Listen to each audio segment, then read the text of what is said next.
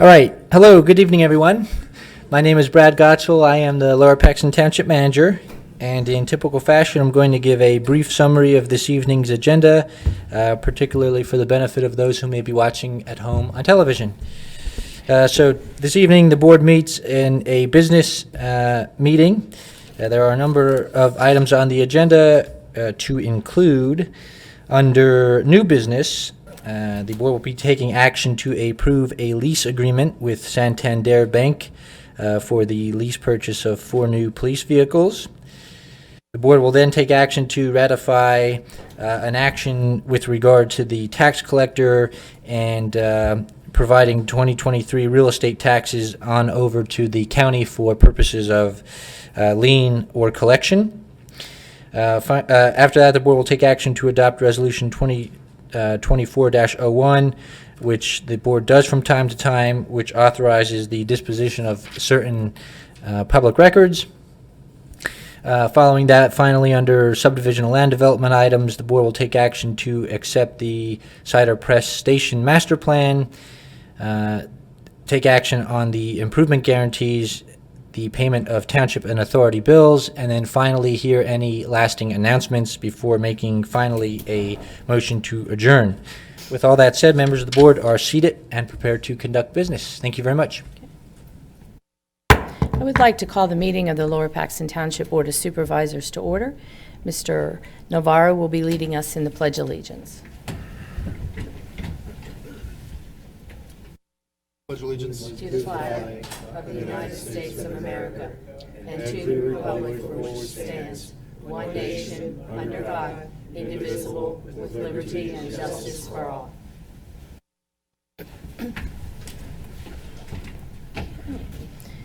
We have the approval of the minutes from the November 14th, 2023 workshop.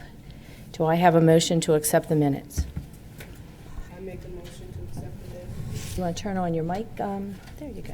I make a motion to accept the minutes. Do I have a second? Second. All in favor? Aye. We now have public comment. Is there anybody in the audience that would like to have public comment?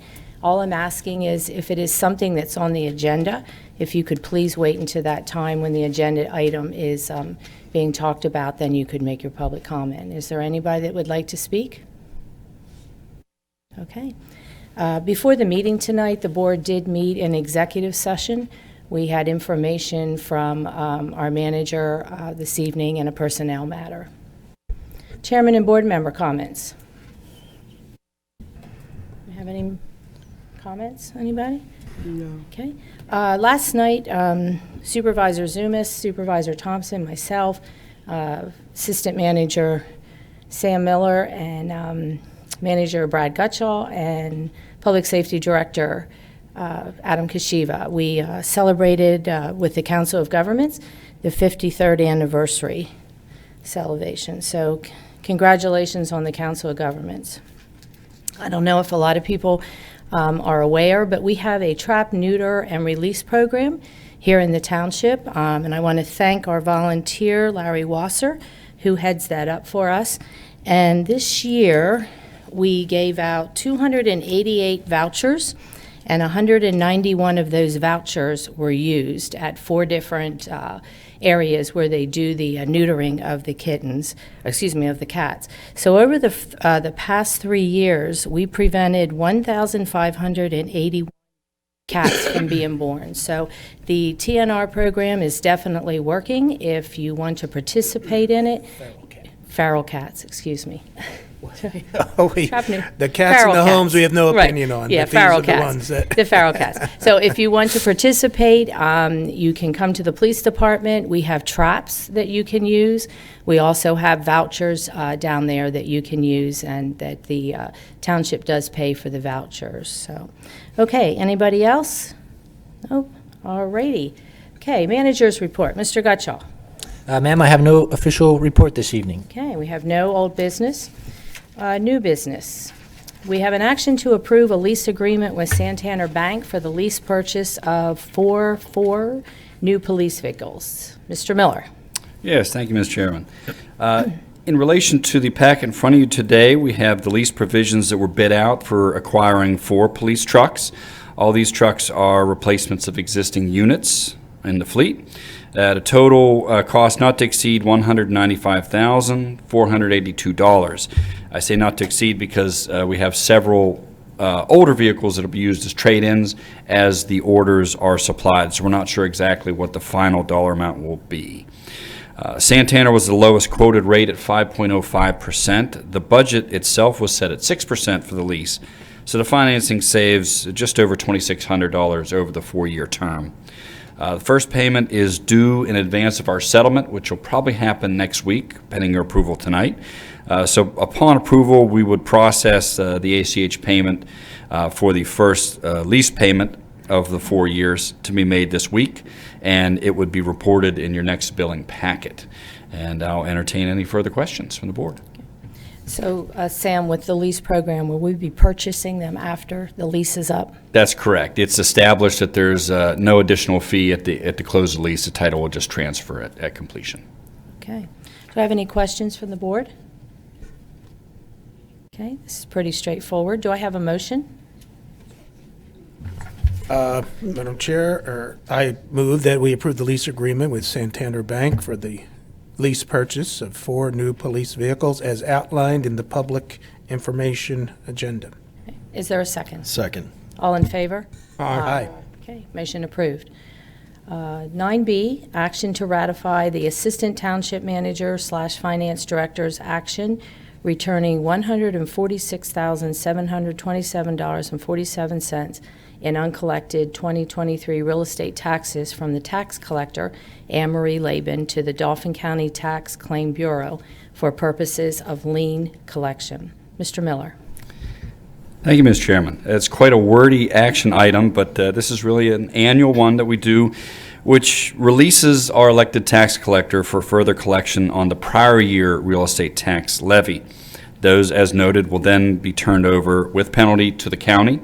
They will lien, and they will further collect those delinquent amounts and ultimately perform tax sale provisions if necessary. This in turn helps the tax collector focus on the upcoming levy, which you authorize at your next meeting in February. The amount turned over, while it might seem large, is very comparable in the previous years, slightly under our $150,000 estimate. And it represents that 97% of our tax levies has been collected for 2023. This is slightly ahead of our historic average, which is about 96.75%. So again, strong collection for the year. And overall, outstanding prior year taxes, 2022 and prior to that, are limited to about $97,000. About 78% of that total is 2022 alone, and roughly $20,500 within those 2022 taxes is tied with one property. I bet you'll never guess what that one property is. Certainly, working with our elected tax collector, Ms. Laban, has been terrific. She's been a great new addition. This is her second year performing that function, and we have our closeout to match and reconcile and sign her out for the year. So this action would ratify myself doing that and get her prepared for 2024. I'll entertain any questions the board would have.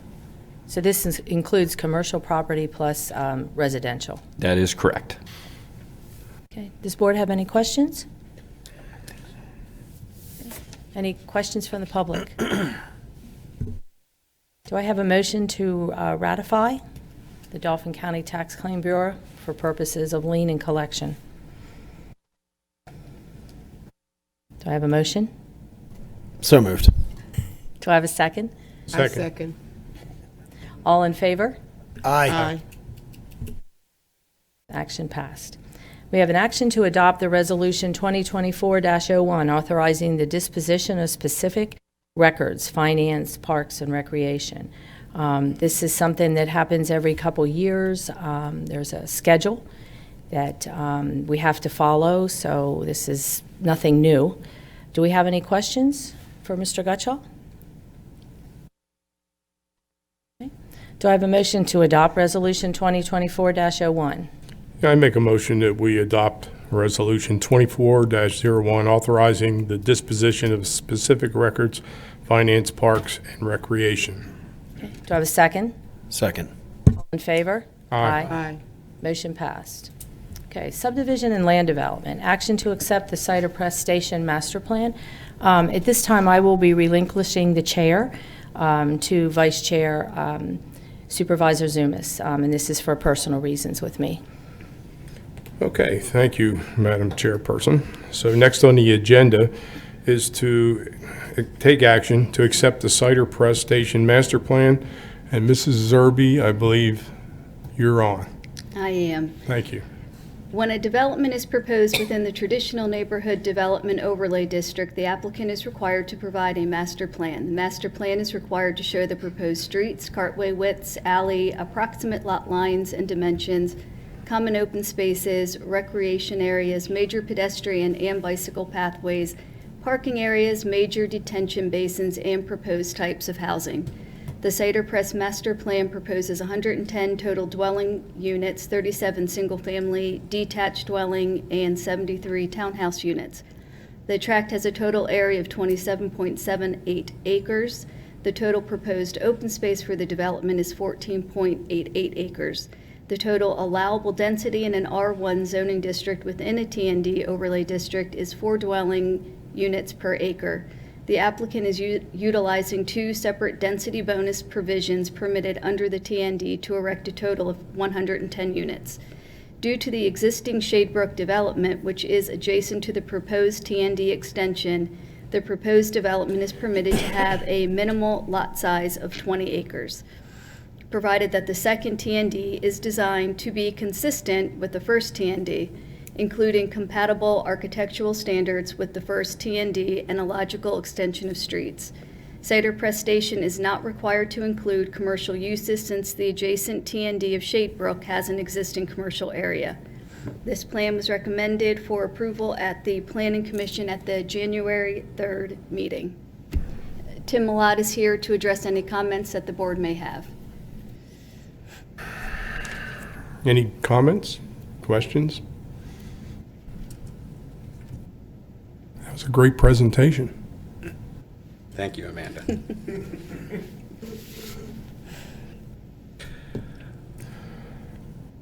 So hearing none, do we have a motion? Mr. Temporary Chair, I'll move that we approve accepting the Cider Press Station Master Plan as presented. You have a second? Second. Motion's approved. Thank you. Wait, we've got to vote. We have to vote. Oh, that's right, we're going to have we're going to do a voice roll call vote. Mr. Navarro? Mr. Jebb? Aye. Ms. Thompson? Aye. Mr. Zumas? Aye. Mrs. Lindsay? I'll be abstaining for personal reasons. Now the motion's approved. Thank you very much. Thank you. Okay, thank you, Mr. Zumas, I appreciate that. Okay, we're down to improvement guarantees, and I think we have 4 of them.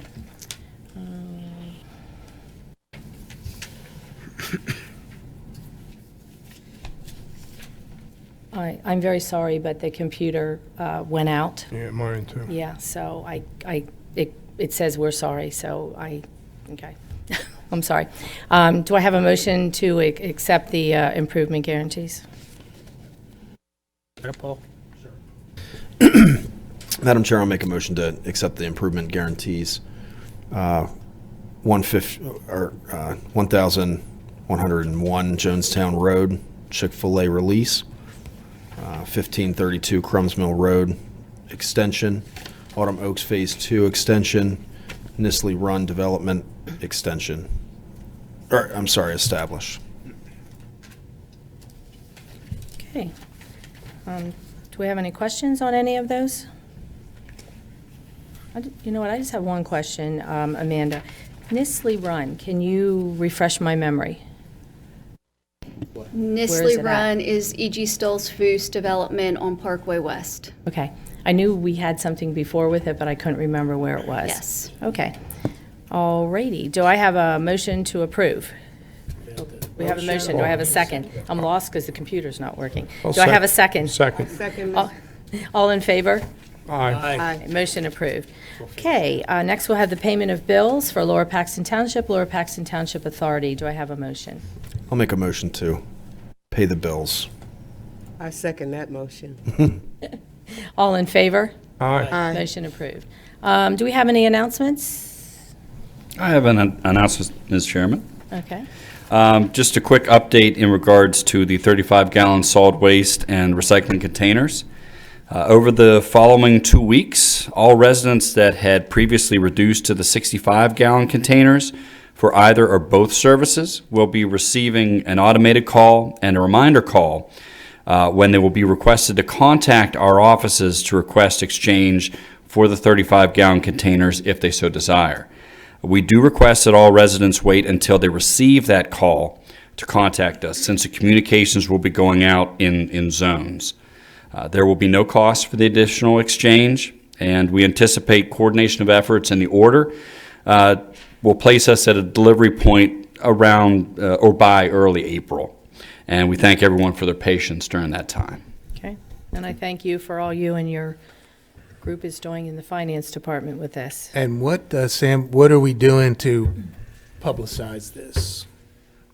Well, they're going to get. It's really just this communication, and then every individual that Okay, made 'cause the these are the ones- changeover will receive the direct call Right. within the next 2 weeks. Okay.